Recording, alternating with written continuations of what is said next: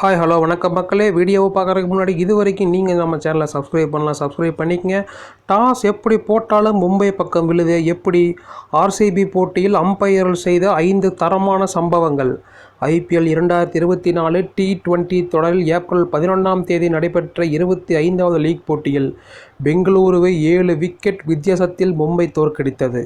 அதனால் ஹர்திக் பாண்டியா தலைமையில் 2வது வெற்றியை பதிவு செய்த மும்பை மீண்டும் வெற்றி பாதைக்கு திரும்பியுள்ளது. மறுபுறம் 6 போட்டிகளில் 5வது தோல்வியை பதிவு செய்த பெங்களூரு மிகப்பெரிய பின்னடைவை சந்தித்துள்ளது. முன்னதாக இந்த போட்டியில் நடுவர்கள் பல தருணங்களில் மும்பை அணிக்கு சாதகமாக நடந்து கொண்டதாக தற்போது ரசிகர்கள் சமூக வலைதளங்களில் ஆதாரத்துடன் விமர்சித்து வருகின்றனர். குறிப்பாக இந்த வருடம் ஜியோ சினிமா சேனலில் IPL போட்டிகளை பார்க்க வெவ்வேறு கோணங்கள் கொடுக்கப்பட்டுள்ளதை நாம் அறிவோம். அதில் தலைக்கு மேலே இருந்து போட்டியை பார்க்கும் வகையில் ஸ்பைடர் கேமரா வசதியும் உள்ளது. அதில் டாஸ் வீசப்பட்ட நிகழ்வை பார்க்கும்போது ரசிகர்களுக்கு ஒரு திடுக்கிடும் உண்மை தெரிய வருகிறது. அதாவது நாணயம் கீழே விழுந்ததும் அதை அப்படியே எடுக்காத அம்பையர் மேலே கையை வைத்து தலைகீழாக எடுத்து பார்த்துவிட்டு மும்பை டாஸ் வென்றதாக அறிவித்தது அப்பட்டமாக தெரிகிறது. அதை வீடியோவாக எடுத்து ட்விட்டரில் பதிவிட்டுள்ள ரசிகர்கள் மும்பை அணிக்கு மட்டும் டாஸ் எப்படி போட்டாலும் அவர்கள் பக்கம்தான் விழும் என்று விமர்சிக்கின்றனர்.